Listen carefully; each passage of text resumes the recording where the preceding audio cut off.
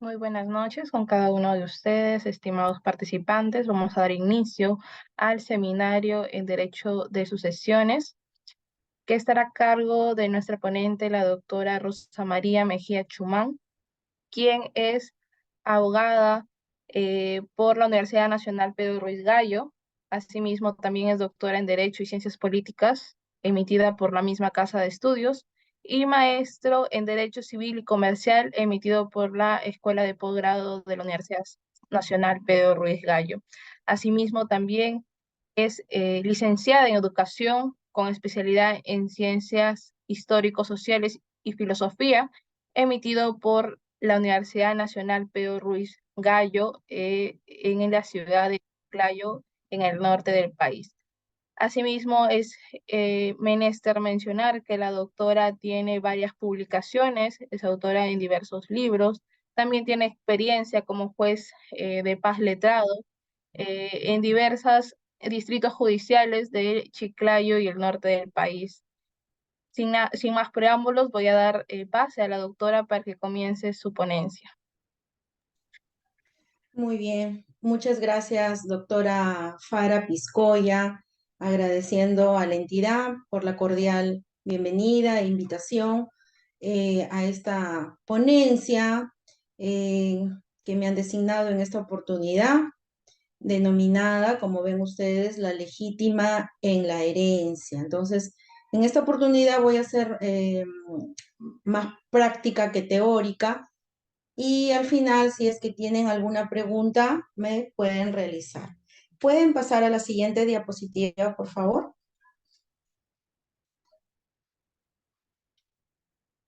Muy bien.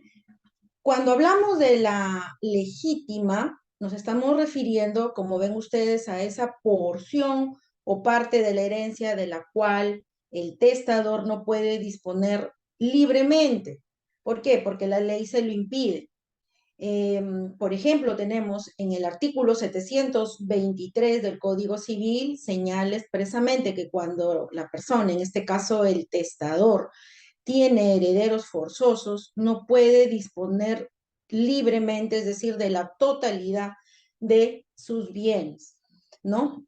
Y cuando el código se refiere a herederos forzosos, en el artículo 724 nos habla de las tres primeras órdenes sucesorias, ¿no? En primer lugar tenemos a los hijos y demás descendientes, en segundo lugar a los padres y demás descendientes, y en tercer lugar al cónyuge, y en la actualidad también al concubino sobreviniente o supérstite debidamente reconocido. Muy bien, pasamos a la siguiente diapositiva.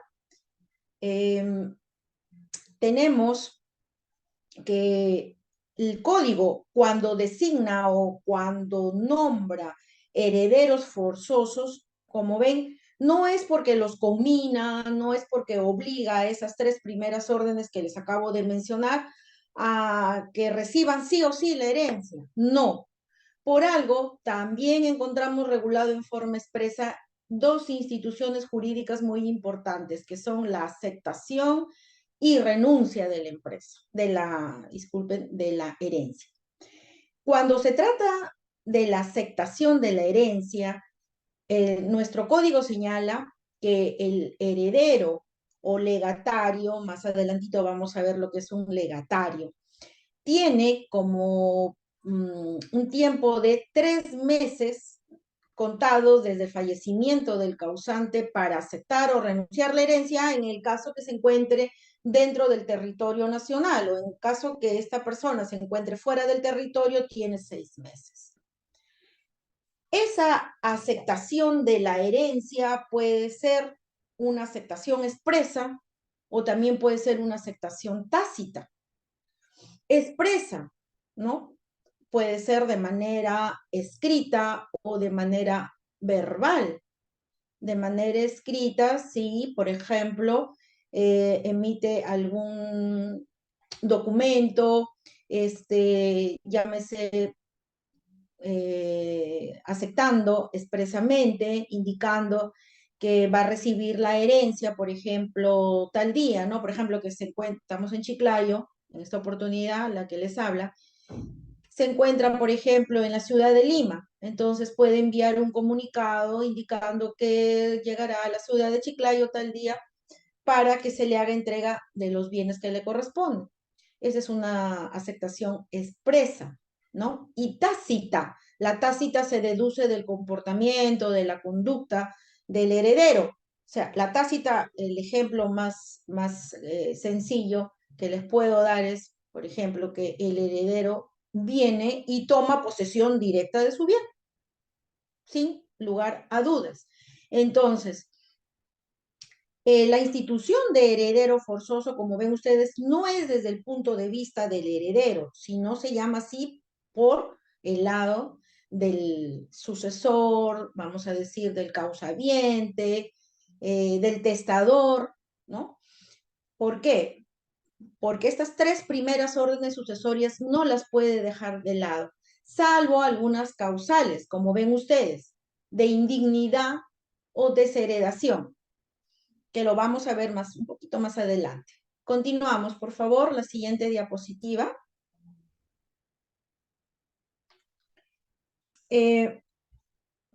La doctrina nos indica y nos explica lo referente a los herederos forzosos, también llamados reservatarios. ¿En qué casos heredan estos herederos forzosos? Vemos tres casos. Primer caso, cuando hay un testamento y en ese testamento se le declara herederos. Lo más sencillo. Cuando hablamos un testamento, generalmente lo vinculamos al testamento por escritura pública, pero no es la única forma, ¿no? Hay dos grandes clasificaciones de los testamentos. Testamentos ordinarios y los testamentos especiales. Los testamentos ordinarios, dentro de ellos, el principal es el testamento por escritura pública.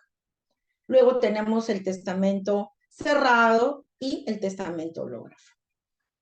En cualquiera de estas tres formas testamentarias o en las especiales, se llaman especiales por el lugar en donde se encuentra el testador.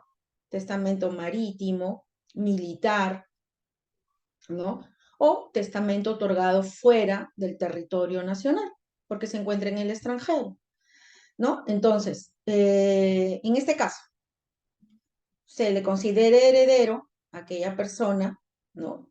Heredero forzoso a aquella persona que ha sido consignada en el testamento, que se encuentra dentro de los tres primeros órdenes hereditarios, entonces van a heredar. El segundo caso, cuando hay testamento y en ese testamento dice no se le declara herederos, heredan. ¿Cómo es esto? Dice, ¿no? Pareciera como un trabalenguas, vamos a decir. Cuando hay un testamento y por A o B motivos el testador no ha considerado dentro de él a alguno de sus herederos forzosos, llámese a alguno de sus hijos debidamente reconocidos, judicial o voluntariamente, o a su cónyuge, vamos a decir, no lo ha considerado, eso no quiere decir que no van a heredar. Por algo, nuestro Código Civil también establece o regula la figura de la institución jurídica de la acción petitoria de herencia, o la famosa petitoria de herencia que se tramita en la vía de conocimiento. Y es una acción de carácter imprescriptible, ¿no?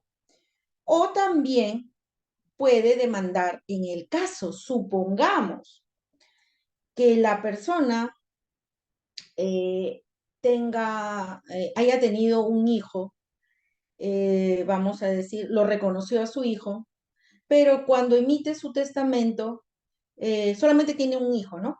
Pero cuando emite su testamento, solo consigna o lo declara como heredero a su hermano, vamos a suponer. Entonces, el hijo ya no va a demandar acción petitoria de herencia, porque la acción petitoria de herencia solamente corresponde demandar a otros herederos forzosos. Y en el ejemplo que yo les estoy dando, el hermano no es un heredero forzoso. Entonces ustedes dirán, entonces, ¿qué va a demandar ese hijo que no ha sido considerado en el testamento y más bien toda la herencia le ha dejado a su hermano. Fácil, lo que tendría que demandar es nulidad de testamento o nulidad de cláusulas testamentarias, ¿no? Y el tercer caso nos dice, cuando no hay testamento, es decir, cuando la persona fallece ab intestada o ab intestato, se procede a una sucesión intestada. Se solicita una sucesión intestada, que se puede tramitar judicial o notarialmente. Entonces ahí también van a heredar, valga la redundancia, los herederos forzosos. A propósito de ello, como siempre les indico a mis estudiantes en las universidades donde dicto clases, nosotros, el Perú, que forma parte de toda América Latina, España, etcétera, nos encontramos dentro del sistema del civil law. Y dentro del sistema jurídico del civil law no tenemos cultura testamentaria. No tenemos cultura testamentaria. La mayor parte de personas que tienen patrimonio y que fallecen mueren sin dejar testamento, lamentablemente, ¿no? Podemos ir de repente a averiguar alguna notaría conocida y preguntar al año, dentro del año, cuántos testamentos, por ejemplo, por escritura pública o cerrados, que son los que también interviene el notario, ¿cuántos tiene ese notario? No son muchos, no llegarán ni a 10, porque no tenemos esa cultura testamentaria acá. En cambio, en los estados del common law, ¿no? Que derivan de Inglaterra o que nacen de Inglaterra, Estados Unidos, etcétera, Irlanda y Europa, es muy diferente. La mayor parte de ciudadanos, de personas que tienen bienes, que tienen herederos, ya sea forzosos o no, tienen cultura testamentaria. Ya van, desde que nacen prácticamente, ya les van educando en ese sentido, que llegado a un determinado momento van a tener que dejar un testamento, emitir un testamento. Por eso que, bueno, en nuestro Código Civil, como sabemos, lo que prima es la manifestación de voluntad. La manifestación de voluntad de la persona. Pero siempre y cuando se respete la legítima, que es el tema que nos motiva el día de hoy. Bien, por favor, la siguiente diapositiva. Entonces, podemos encontrar varios fundamentos. ¿Por qué surge este tema de la legítima? ¿Cuál es su razón de ser? Encontramos al doctor Augusto Ferrero Costa, ¿no? Especialista en derecho de sucesiones, quien nos indica este fundamento, la solidaridad familiar. Y no solamente la solidaridad, sino evitar que el patrimonio que corresponde a la legítima sufra una atomización excesiva. ¿Qué quiere decir atomización? Que se divida en demasiadas partes, porque si no hubiera esa obligatoriedad, esa legítima, como lo hay aquí en el Perú, como está regulado aquí en el Perú y en los estados del civil law, el common law es diferente. En el common law no hablamos de legítima. En common law, en los estados del common law, el testador puede dejar sus bienes de repente a un solo hijo. O teniendo hijos, esposa, etcétera, le puede dejar a otra persona. Se respeta indubitablemente su voluntad. Así es, así es. Acá no. El maestro Loman, Luca de Tena, al respecto también nos dice, ¿no? La razón de la legítima y que yo convengo con ello, ¿no? En el sentido de que no es solamente traer hijos al mundo, ¿no? Sino hay que saberlos cuidar, alimentar, y ya sabemos que cuando hablamos de alimentos, pues nos referimos a todo, a satisfacer sus necesidades, y no solamente cuidando el patrimonio en vida, sino después de, ¿no? Después del fallecimiento. He ahí una de las razones importantes de la legítima. Continuamos, por favor, la siguiente diapositiva. Bien, entonces, en conclusión, respecto al fundamento, ¿no? Protección a la familia, proteger a la familia. La legítima solamente funciona a favor de la familia directa, directa, línea recta, ¿no? Parentesco. Hijos, línea recta descendiente. Padres, línea recta ascendiente. Y la excepción vendría a ser el cónyuge o concubino sobreviviente o supérstite, ¿verdad? Muy bien. Y también la protección a la familia y ampliar todas estas obligaciones que no solamente deben darse en vida de la persona, sino después de. Muy bien, continuamos, por favor. Bien, entonces, garantiza el bienestar de la familia nuclear, en el sentido de que toda persona puede disponer de todo su patrimonio a título oneroso, mas no a título gratuito.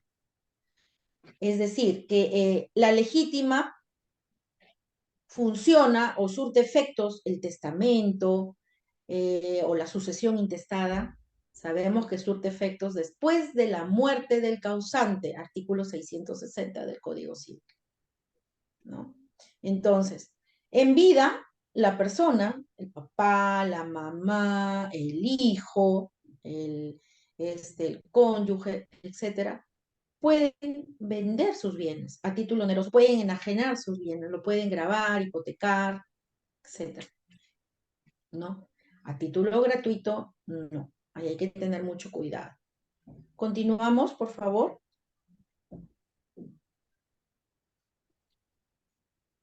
Muy bien. Entonces, lo que el Código Civil, nuestro código regula es la intangibilidad de la legítima. ¿Qué significa algo intangible que no se puede tocar, no se puede disminuir, no se puede menoscabar? El testador no puede privar de esa proporción, que ya la vamos a ver más adelante, que le corresponde a los herederos de las tres primeras órdenes. Continuamos. Muy bien. Entonces, en el artículo 742 del Código Civil, sí permite, esas son las excepciones a la regla, permite privar de la legítima al heredero forzoso que hubiera incurrido en alguna de las causales previstas, ¿no? En la ley. El artículo 742, entonces, nos habla de las causales de desheredación. ¿Quién es el único que puede desheredar? El único que puede desheredar es el testador. ¿Dónde lo va a realizar? En su testamento. En una de las cláusulas del testamento es a donde va a consignar, en todo caso, por qué va a por qué es su voluntad de desheredar. Y en el artículo 743, ahí nos dice, ¿no? Obligación de expresar la causal. El testador tiene la obligación de expresar la causal de por qué está desheredando. Y en los artículos 744, ¿no? Por ejemplo, nos regula las causales de desheredación de los descendientes. En el 745, las causales de desheredación de los ascendientes, ¿no? Y en el 746, causales de desheredación del cónyuge, que también se aplica al concubino supérstite. Entonces, cuando hablamos de causales de desheredación, esto es lo que de repente algunos confunden con la indignidad, que ya les voy a mencionar más adelante. Unas son causales de indignidad y otras son causales de desheredación. Las causales de desheredación solamente lo puede invocar el testador en su testamento. ¿Qué pasa? A ver, voy a dar un ejemplo, solamente un ejemplo. En el artículo 744, por ejemplo, nos habla causales de desheredación de los descendientes. La primera nos dice haber maltratado de obra o injuriado grave y reiteradamente al ascendiente o su cónyuge, si este es también ascendiente del ofensor. haber maltratado de obra, esto no es, o injuriado gravemente, esto no es otra cosa más que la violencia física y o psicológica. Esto se traduce en ello. Entonces, ¿qué quiere decir? Que si el padre quiere desheredar a su hijo, lo tiene que hacer a través de un testamento. Y en una de las causales, en todo caso, indicar, por ejemplo, que hay un proceso de violencia familiar, donde el denunciado ha sido su hijo fulanito de tal.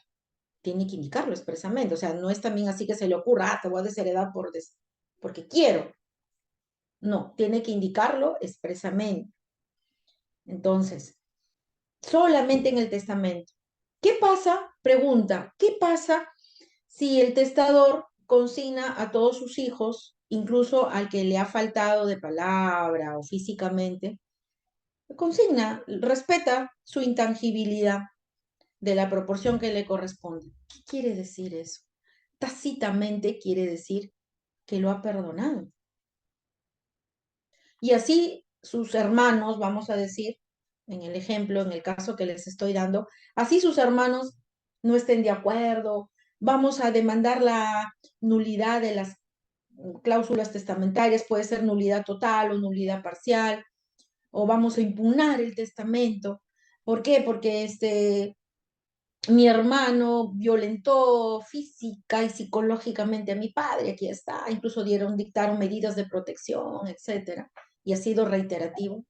No se puede hacer, porque ya el testador, o sea, se respeta en ese caso su última voluntad. Eso, vuelvo a repetir, en que se viene a considerar como un perdón, un perdón. Bien, entonces, eso es con respecto a la desheredación. Creo que de aquí vamos a ver la indignidad. A ver, seguimos avanzando, por favor. Si no, les hago mención de acá. A ver, vamos a continuar con esta parte y luego les hablo de la indignidad. Los límites a la libre disponibilidad. Contrario sensu, ¿cuál es esa intangibilidad? Como ven ustedes en el artículo 725 del Código Civil que regula el que tiene hijos u otros descendientes o cónyuge, su libre disponibilidad es un tercio, ¿no?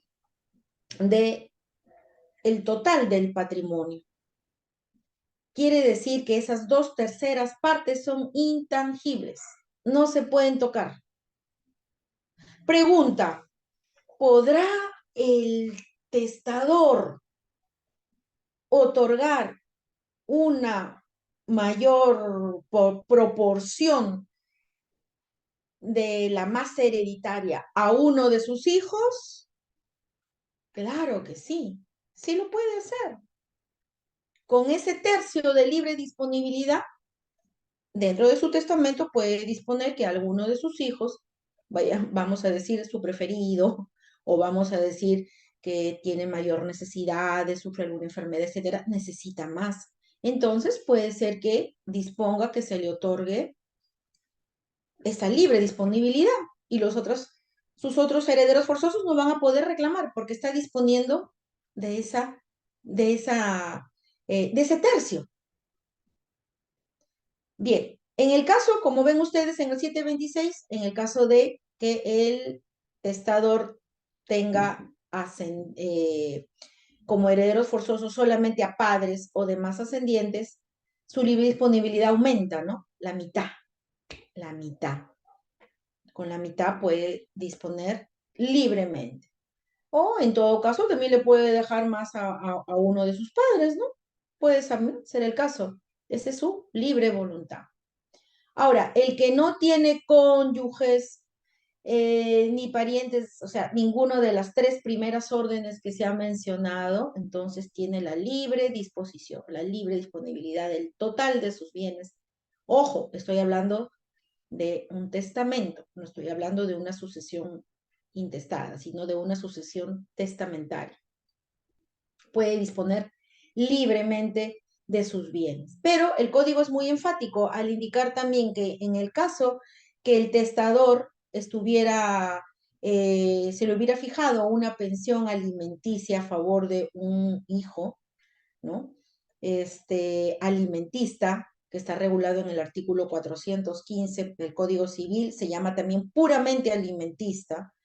Entonces, hasta llegada a los 18 años, va a tener que consignar también en su testamento grabar, ¿no? Grabar una pequeña proporción correspondiente a ese monto fijado, hasta que llegue a la mayoría de edad, salvo el caso, pues, que llegada a la mayoría, este hijo esté discapacitado, no pueda proveer por sí mismo su subsistencia, etc. Muy bien, continuamos.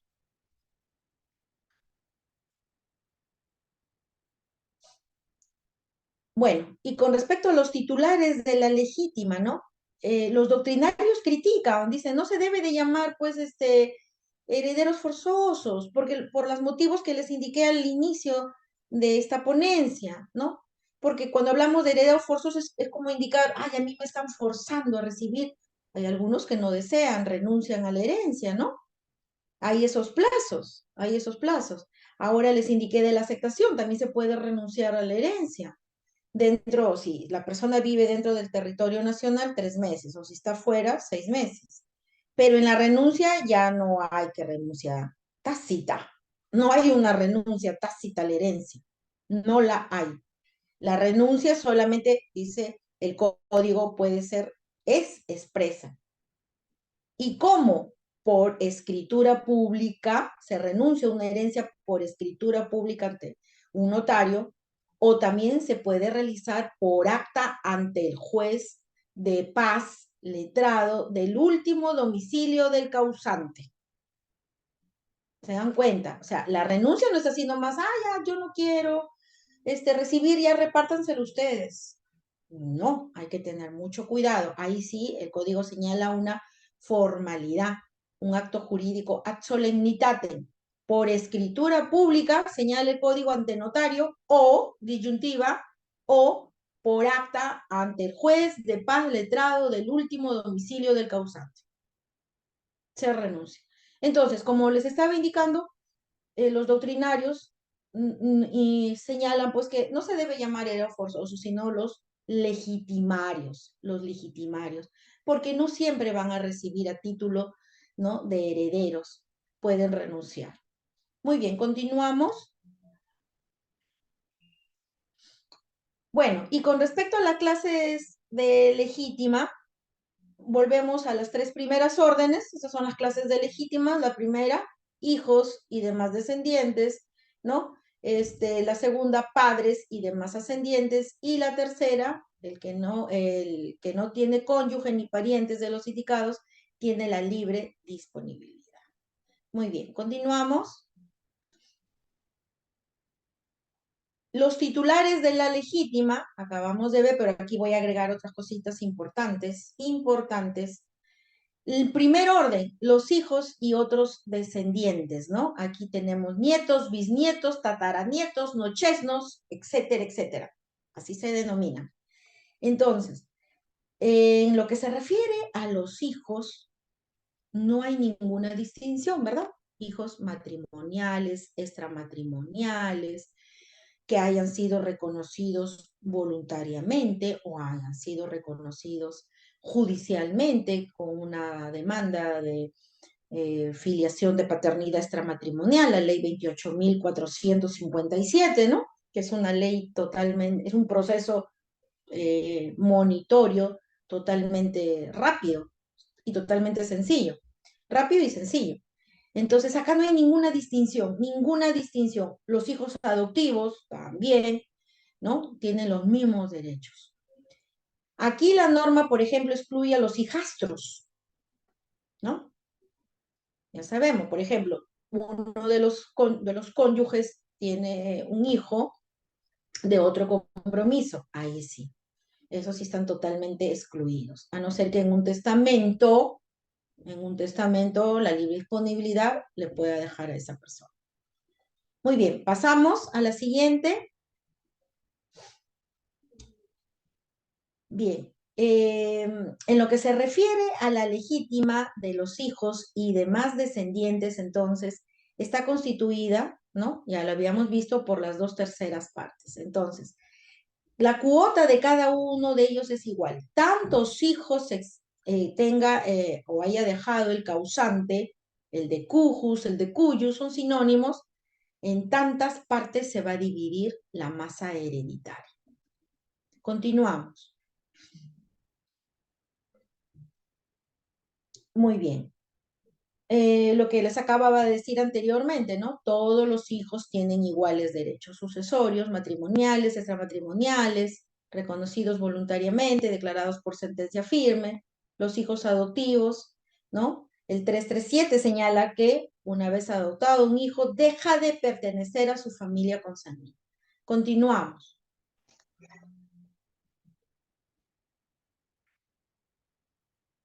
Muy bien. En el segundo orden, los padres, aquí sí hay una variación.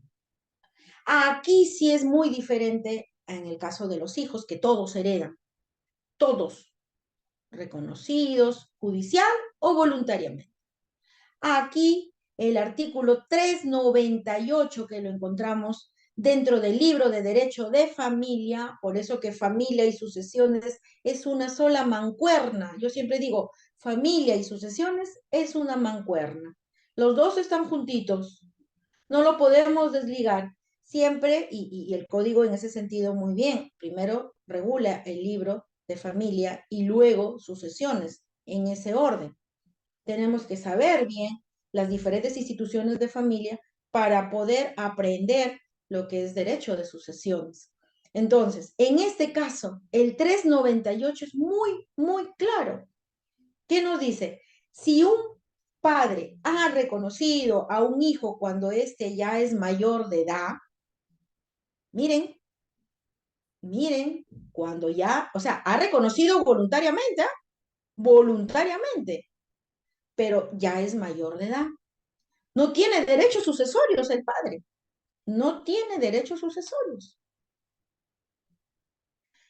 Esa es la regla, pero ¿cuál es la excepción? La excepción nos dice, salvo que el hijo haya tenido de él posesión constante, es decir, posesión constante de hijo. ¿Qué quiere decir? Que lo ha criado desde niño hasta llegada a la mayoría de edad, pero nunca lo ha reconocido y ya lo reconoce después ya. Bueno, esa es una excepción, pero lo ha criado durante toda su vida, lo ha criado, ¿no? ¿Y cuál es la otra excepción? La otra excepción es que también pueda tener derecho o participar de la legítima, es que el propio hijo lo consienta. ¿Qué quiere decir? ¿Cómo va a manifestar su consentimiento? En un testamento. En un testamento lo va a considerar. Y eso también se extiende a los que han reconocido, a los que han sido vamos a decir forzados, porque han sido demandados judicialmente para que se reconozca la paternidad. Ellos tampoco no tienen derecho a ser instituidos como herederos legítimos, con esas excepciones. El hijo lo puede perdonar en un testamento, ya siendo mayor de edad lo puede perdonar y en una cláusula decir que también le deja, lo considera como heredero legítimo a su padre. Muy bien, continuamos.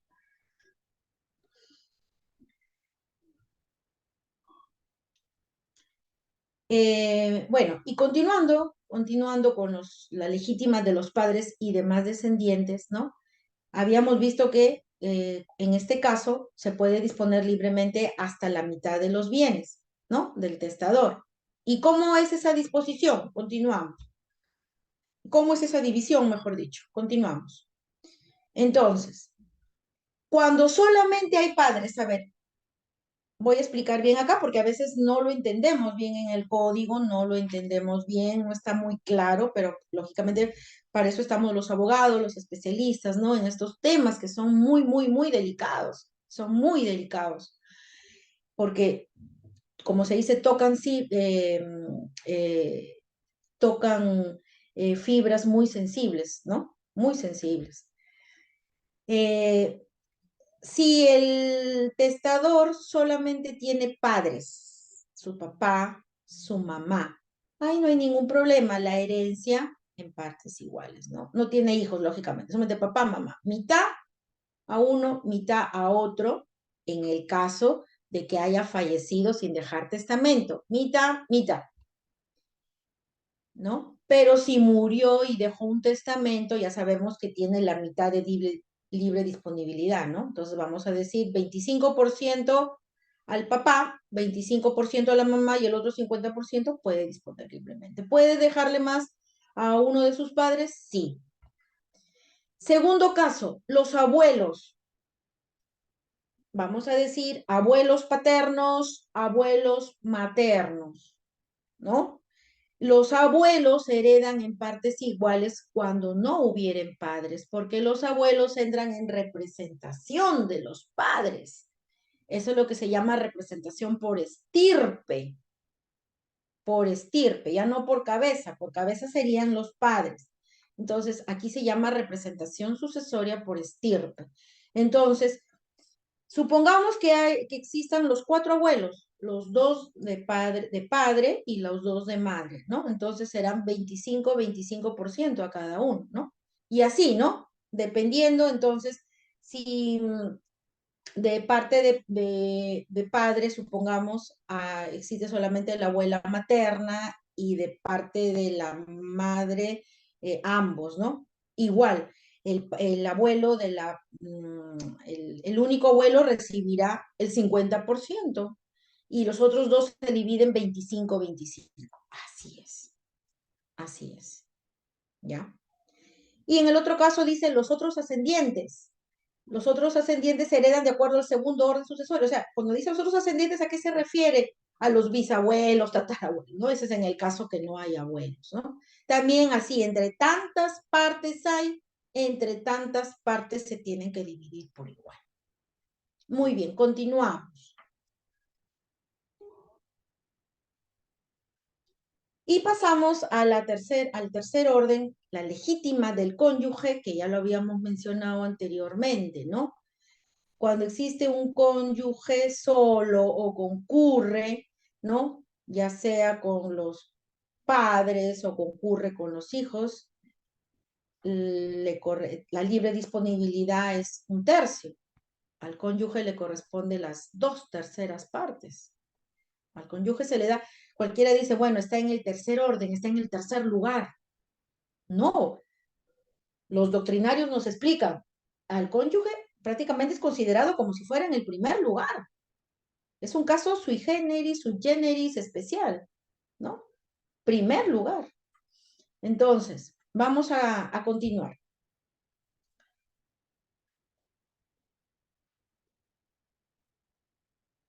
Bien, en el artículo 725 nos dice entonces el que tiene cónyuge puede disponer libremente hasta el tercio, lo que les acabo de decir.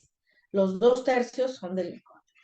Entonces, esto es muy independiente del derecho que le corresponde al cónyuge como gananciales. Siempre los gananciales van a ser la mitad, siempre, siempre van a ser la mitad. Eso ya, como se dice, lo dejamos de ladito. La otra mitad es donde el cónyuge entra a tallar, ya sea conjuntamente, ¿no? Con los hijos o que también sea con los padres. Continuamos.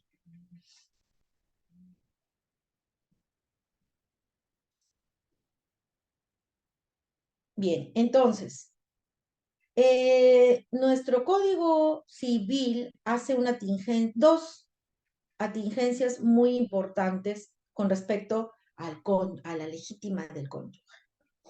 El Código Civil prácticamente le da dos opciones también, aparte de ello, al cónyuge. U opta por el derecho de habitación o por el derecho de usufructo, ¿no? Entonces, en lo que se refiere al derecho de habitación, ¿no?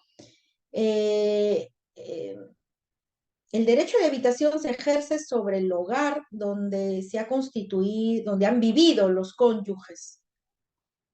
Entonces, ¿qué pasa si él no es propietario o la herencia no no llega, la parte que le corresponde no llega a cubrir la totalidad del inmueble. Eso ¿quién lo concede? El juez, ¿ah? El juez, eso es una solicitud que el cónyuge tendrá que dirigir al juez. Entonces, que se le otorgue o el derecho de habitación. ¿Qué quiere decir? Para que él sea el propietario del inmueble, habite, ¿no? Habitar en el inmueble. Y si hubiere, por ejemplo, otro tipo de bienes muebles, ya no le correspondería. El juez solamente le daría el derecho de habitación sobre el bien donde ambos cónyuges han habitado, ¿no? O también puede optar por el usufructo vitalicio. El código nos dice vitalicio para toda la vida. Ejemplo, ¿no? El cónyuge puede renunciar a otros bienes que también le correspondería y de dónde recibiría, o sea, no tiene más rentas que percibir. Entonces, ¿qué es lo que solicita o qué es lo que puede hacer cuando el juez ya le otorga el usufructo? Arrendar el bien y vivir de las rentas, de la merced conductiva. Eso es. Continuamos, por favor.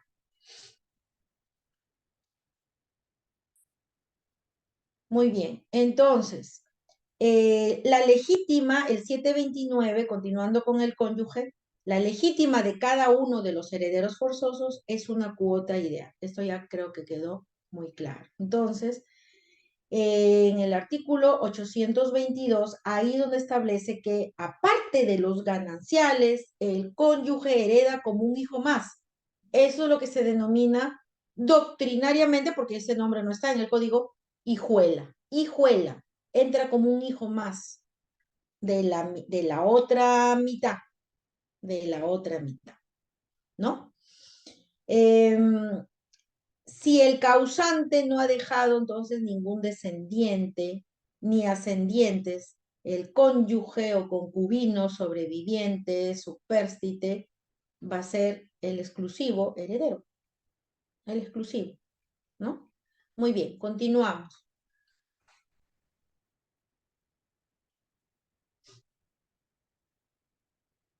Bien, entonces, cuando hablamos de la institución de herederos o legatarios, cuando hablamos de legítima, el tema que nos convoca hoy día es la legítima. Ya les había explicado, la legítima solamente es para el heredero. Cuando también, sino que he creído por conveniente también hacer esta distinción del legatario. El legatario no es un heredero. El legatario puede ser otra persona. El legatario solamente se instituye por testamento. ¿Qué quiere decir? Que si la persona fallece sin dejar testamento, no dejará ningún legatario, solamente herederos. El legatario es una institución que está destinada a ser instituida testamentariamente. La persona fallece y deja los llamados legados. ¿Qué son legados? Regalos, vamos a decir donaciones, a título de liberalidad. Puede dejar como legado un vehículo, una joya, una pintura en específico. Tiene que ser algo en específico o dinero en efectivo, en específico. Muy diferente a la herencia. Escúchenlo bien. Al heredero, disculpen, al heredero. Cuando se instituye un heredero, lo primero que hay que hacer es determinar el quantum, el porcentaje que le corresponde a cada uno de los herederos forzosos. Y luego ya proceder a la división y partición. En cambio, en un legatario ya le deja predestinado. Si es un determinado bien inmueble, también puede ser, siempre y cuando esté dentro de su libre disponibilidad, ¿no? O como les decía, un carro, una joya, una pintura, algo valioso que le desea dejar como regalo. El legatario no responde por las deudas o cargas de la herencia, esa es otra diferencia. El heredero sí. El heredero tiene que, para heredar el patrimonio o la masa hereditaria, sabemos que el patrimonio masa hereditaria son activos menos pasivos, igual masa hereditaria. Si hay un activo mayor que el pasivo, ojo, un activo mayor que el pasivo, vamos a tener una masa hereditaria efectiva. A partir de ahí es donde se va a empezar a hacer la división y partición. Pero si el pasivo es superior al activo, va a haber un déficit, porque las deudas y cargas de la herencia son mayores al activo, a los bienes que ha dejado.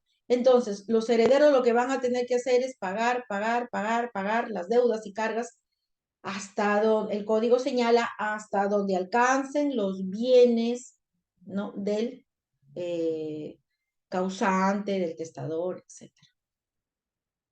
Es decir, no responden con sus propios bienes. Los herederos no responden con sus propios bienes.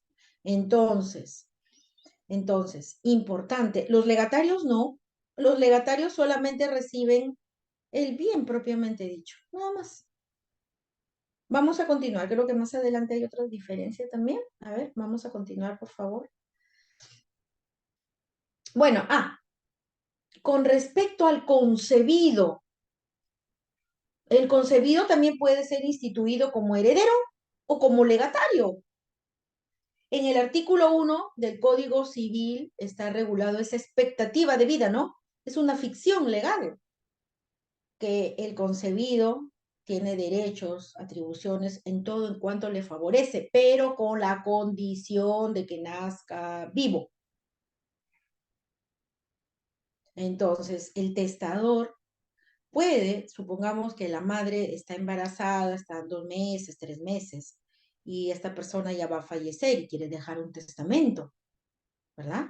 Entonces, en una de sus cláusulas puede instituirlo como heredero forzoso, si es uno de sus hijos, o como legatario al concebido. Lo puede instituir, pero con la condición de que nazca vivo. ¿Qué quiere decir? Que todavía no se va a poder ejecutar las cláusulas testamentarias hasta que no nazca. Queda suspendido legalmente, queda suspendido. Hay que esperar que nazca esta persona, ¿ya? Para que se pueda ejecutar. Continuamos.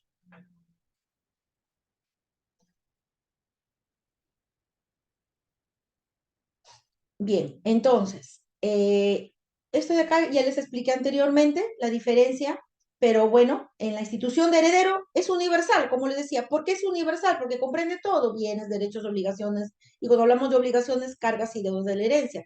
Y la del legatario es particular, ¿no? Particular, porque solamente se remite al bien que le está dejando. Continuamos.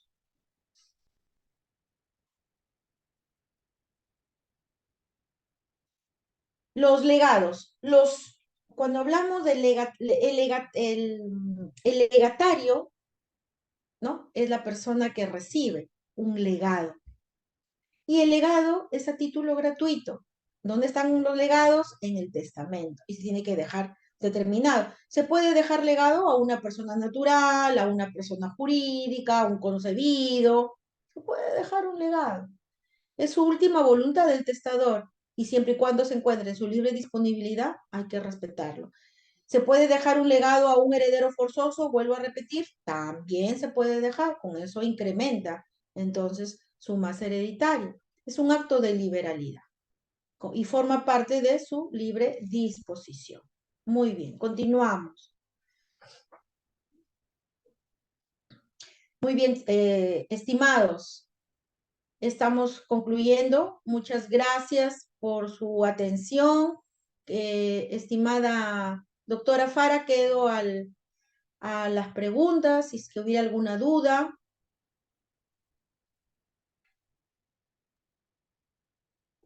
Y doctora, vamos a hacer las preguntas con los participantes. Le agradecemos su ponencia en el seminario especializado en Derecho de Sucesiones. con tema la legítima de la herencia. Ha sido una ponencia que nos ha traído a muchos estudiantes y también pasos acerca de la herencia, la libre disponibilidad o disposición y, y, y de más temas, el derecho a las personas que quieran hacerle alguna pregunta, tanto por el audio, prendiendo el audio, o a través del chat de Zoom.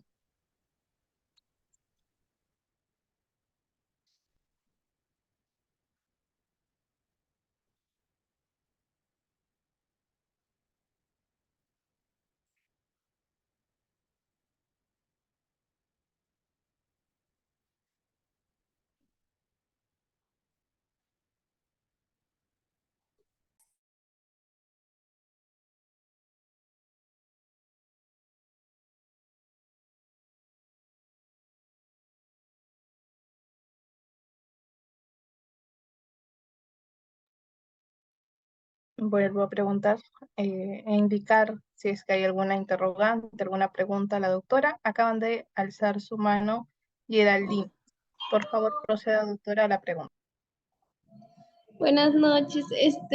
Quisiera hacer una consulta sobre si al momento de hacer la repartición lo hacen en un centro de conciliación, pero una persona no va y por más que le insisten, ya que en el centro de conciliación tienen que estar todos presentes.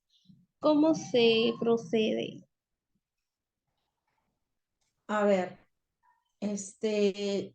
gracias por la pregunta. En un centro de conciliación, bueno, esa es la primera opción extrajudicial que se tiene. En el caso, pero para ir a un centro de conciliación, uno de los herederos realiza la invitación. La condición es que todos asistan, y no solamente que todos asistan al centro de conciliación, sino que se pongan de acuerdo, como les decía anteriormente. La masa hereditaria ya está, siempre y cuando ya se haya deducido, se haya pagado todas las obligaciones, deudas y cargas de la herencia.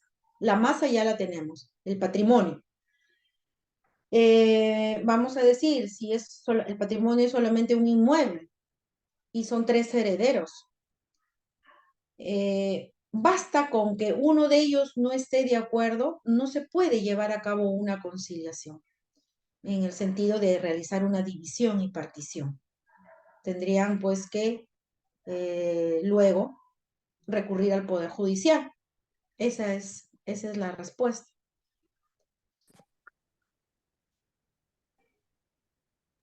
Ay, gracias, doctor.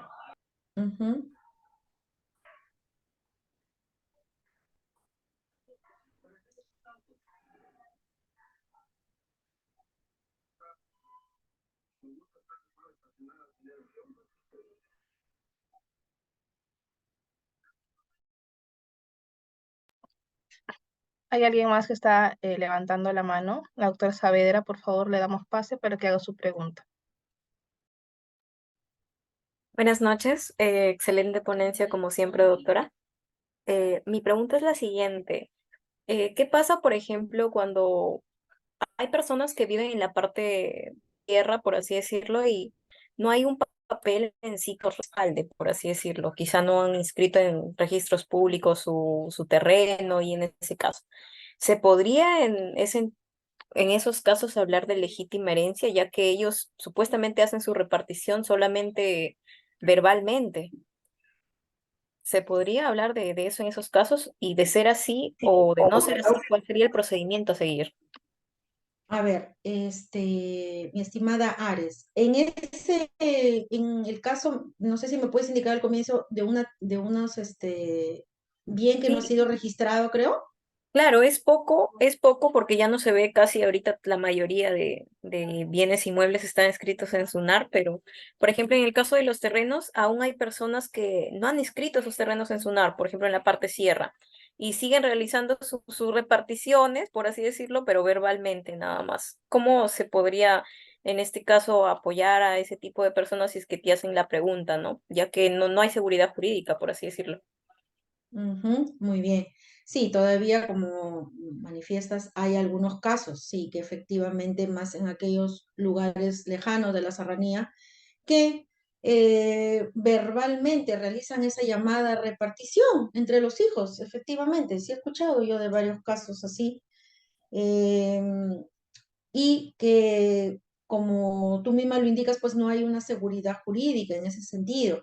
Lo correcto y conveniente sería que para evitar cualquier problema en el futuro, mientras que estén viviendo tranquilos, ¿no?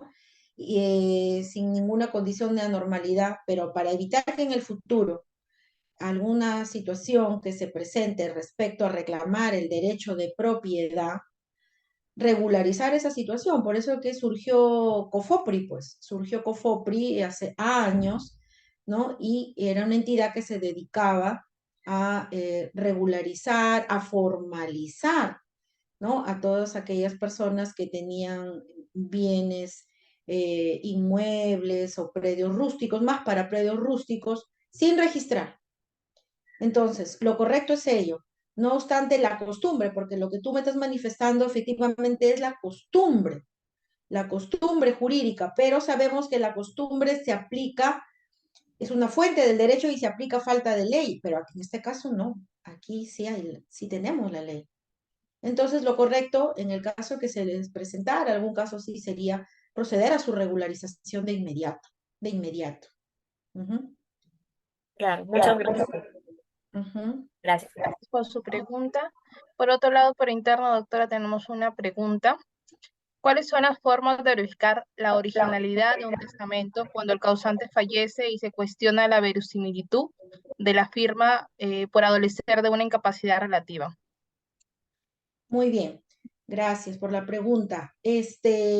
Como les indiqué, existen dos grandes grupos o clases de testamentos, los ordinarios y los especiales. En la pregunta que se me está formulando, yo creo que entraría más a tallar en lo que se refiere a los testamentos ordinarios, tenemos en el testamento cerrado y el hológrafo. Ahí creo que entraría más a tallar. ¿Por qué? Porque en esos dos casos, en el testamento cerrado u hológrafo, la persona es el que elabora el testamento. Nadie verifica, nadie podrá determinar en ese momento la firma, en ese momento. Pero si se cuestiona posteriormente, se apertura el testamento y se cuestiona que no es la firma, uno de los medios probatorios pues, más fehacientes y acreditativos es la pericia. Se tendría que proporcionar, en todo caso, el DNI de la persona en vida o algún documento que haya firmado en vida, ¿no? Para llevar a cabo una pericia grafotécnica. Ese es generalmente de un 100% de casos, porque esos procesos los tramitan los jueces de paz letrados. Se llama comprobación de testamento, es un proceso no contencioso. Comprobación de testamento, cerrado u hológrafo.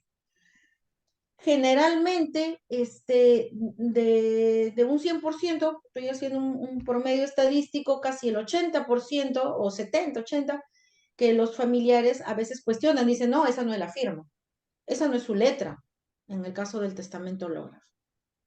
Y no hay nada más, esa es la única prueba, la pericia. Muchas gracias, doctora. Si hay alguna pregunta más, por favor, alcen su mano o pasamos ya a finiquitar el evento, agradeciéndole, doctora, por su tiempo, la oportunidad de compartir con nosotros y haber aceptado, pues, llevar a cabo el seminario de Derecho de Sucesiones.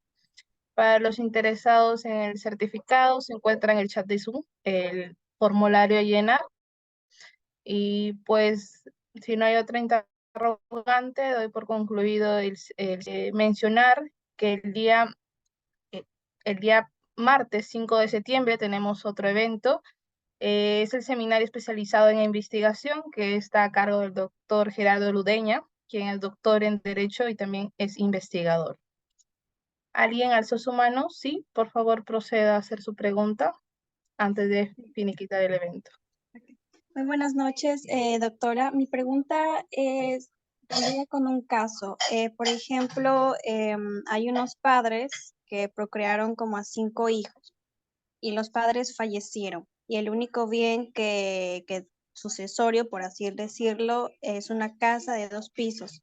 Mi pregunta sería la división en sí, porque supongamos que quieren como repartirlo.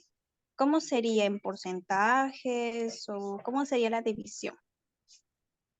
Muy bien, gracias por tu pregunta. Es un solo bien y son 5 hijos según lo que entiendo. Entonces, dependiendo, o sea, todo depende a cómo se ponen de acuerdo los herederos. Basta con que uno no esté de acuerdo, entonces judicialmente. Bueno, si son 5 hijos y un solo inmueble, pienso que lo más saludable sería que se venda el inmueble, ¿no? Y repartirse el dinero en efectivo en la parte que le corresponde a cada uno.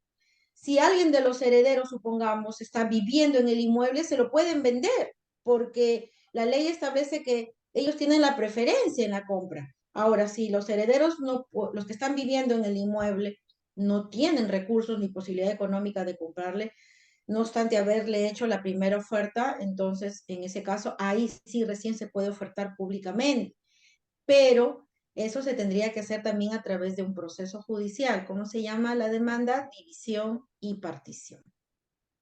Eso es. Muchas gracias, doctora. Muy bien. Gracias, doctora, por su excelente respuesta. Bueno, si no hay más preguntas, voy a dar por concluido el seminario del día de hoy, sin antes comentarles que hay seminarios durante todo el mes de septiembre y octubre y se estarán difundiendo a través del WhatsApp de la consultora.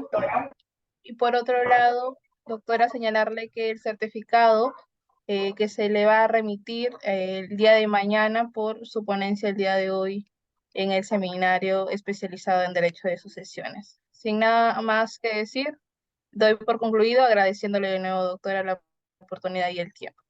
Muchas gracias, mi estimada Fara. Gracias a todos. Hasta una nueva oportunidad.